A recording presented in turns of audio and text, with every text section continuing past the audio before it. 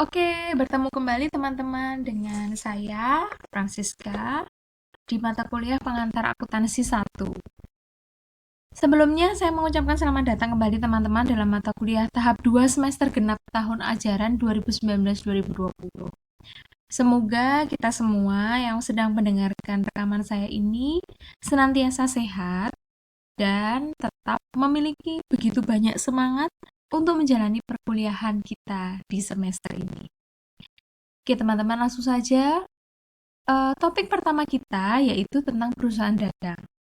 Jadi kita akan banyak membahas bagaimana mencatat akuntansi untuk perusahaan dagang. Sebelum UTS, kita full membicarakan tentang perusahaan jasa. Kita sama sekali belum pernah menyinggung bagaimana perusahaan dagang itu sebaiknya mencatat keuangannya. Mengapa? Karena perusahaan jasa dan perusahaan dagang itu memiliki karakteristik yang berbeda. Karakteristik yang berbeda inilah yang menyebabkan kita harus mencatat dengan sedikit perbedaan antara perusahaan jasa dan perusahaan dagang. Kita akan banyak membahas setelah ini, ya. Oke. Nah, sebelum kita masuk ke bagaimana pencatatannya, kita harus tahu dan clear dulu apa yang dimaksud perusahaan dagang dan apa bedanya dengan perusahaan jasa. Apa itu contohnya? Nah, ini ada beberapa contoh yang saya berikan, yaitu Indomaret. Nah, Indomaret ini menurut saya adalah contoh yang sangat tepat untuk perusahaan dagang. Mengapa? Karena Indomaret ini kegiatan utamanya adalah membeli kemudian menjual kembali barang dagangan. Ya, jadi kalau istilah Jawanya itu kita kulaan. Jadi ketika kita kulak barang terus kita jual lagi, berarti kita ini adalah perusahaan dagang. Kalau kemarin kita full membicarakan jasa. Oh, jasa uh, rental mobil. Oh, jasa travel dan seterusnya. Tapi kalau kali ini kita full membicarakan tentang perusahaan dagang. Oh, dia jualan baju, berarti Matahari Department Store. Oh, Bata, berarti dia membeli sepatu, kemudian menjual lagi sepatunya. Maka, perusahaan yang kegiatan utamanya adalah membeli dan menjual barang, itu adalah perusahaan dagang. Sumber utama pendapatannya adalah dari penjualan.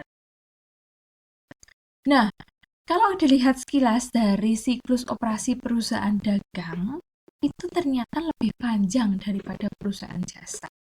Nah, kotak yang pertama ini adalah contoh dari siklus operasi atau siklus usaha perusahaan jasa. Jadi perusahaan jasa itu biasanya setelah kita memberikan jasa atau memberikan usaha kita ke customer, kita akan mendapatkan piutang atau kita akan mendapatkan uang untuk perusahaan. Nah, untuk perusahaan dagang itu lebih kompleks. Uang itu tidak langsung hadir, dia harus mengalami fase untuk satu. Uang yang kita dapatkan itu kita belikan beberapa inventory atau barang-barang yang akan kita jual nanti. Barang-barang tersebut yang sudah kita jual, yang akan kita jual, maaf, itu kita masukkan di gudang. Setelah itu, kita jual barang-barangnya. Kemudian baru kita nanti dapat uang. Jadi proses di perusahaan dagang itu lebih kompleks teman-teman daripada perusahaan jasa. Jadi silahkan teman-teman serius untuk belajar di bab ini ya. Oke, di perusahaan dagang kita juga mengakui adanya biaya pengiriman. Sama kayak kita beli ke Tokopedia, ada ongkos kirim. Kalau kita beli ke Gojek aja, kita pesen Gojek aja, itu Gosen aja, atau Gomart aja, itu ada biaya pengiriman. Nah, sama di perusahaan dagang pun ada biaya pengiriman atau biaya angkut. Nah, itu diakui dengan dua tipe. Yang pertama, FOB Shipping Point. Yang kedua adalah FOB Destination. Apa itu dan apa bedanya? Kita akan lihat. Nah, yang pertama ini adalah gambaran dari FOB Shipping Point. Jadi gini, ketika ada transaksi, oh, dibeli sebuah televisi untuk persediaan perusahaan kita, karena perusahaan kita adalah perusahaan elektronik. Nah, pembelian ini menggunakan tipe FOB shipping point untuk pengakuan biaya angkutnya.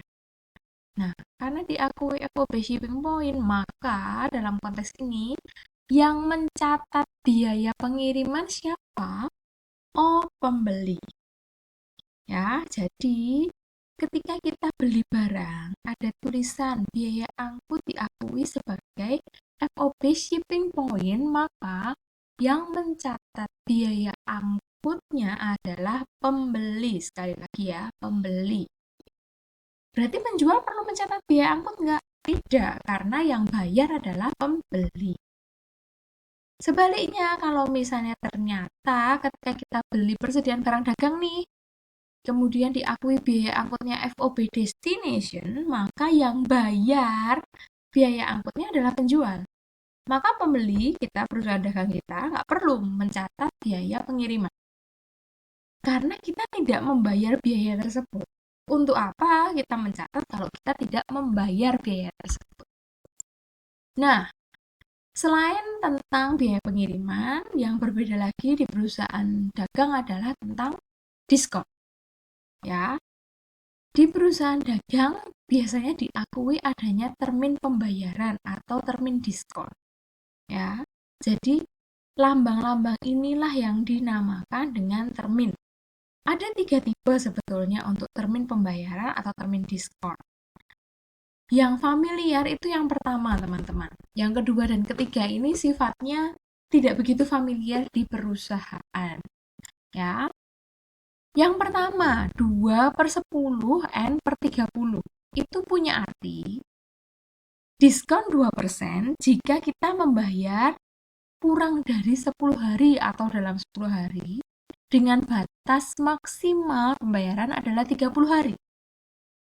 Ya. Kemudian 1/10 EOM itu adalah diskon 1% jika dibayar dalam 10 hari pertama bulan depan. Maka yang terakhir adalah kita harus membayar dalam jumlah bersih, karena tidak ada diskon di sini, dalam 10 hari pertama bulan berikutnya.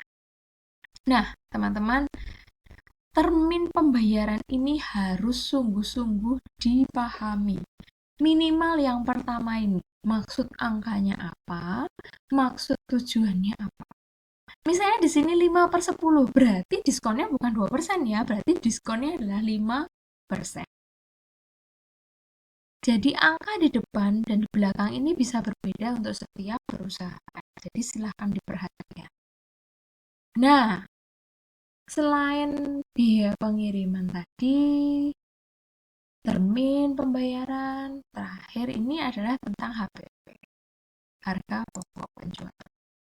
Nah, di perusahaan dagang itu kita diminta untuk menghitung ini, cost of goods sold atau harga pokok penjualan. Jadi istilahnya HPP adalah total biaya yang dijual selama periode tersebut. Harga kulaannya berapa? Nah, istilahnya gitu kalau orang Jawa bilang, ya. Jadi caranya ini adalah perhitungan net income sebetulnya ya. Ilustrasinya seperti ini. Semua pendapatan ya, atau semua penjualan, penjualan kalau di perusahaan dagang dikurangi dengan HPP dulu.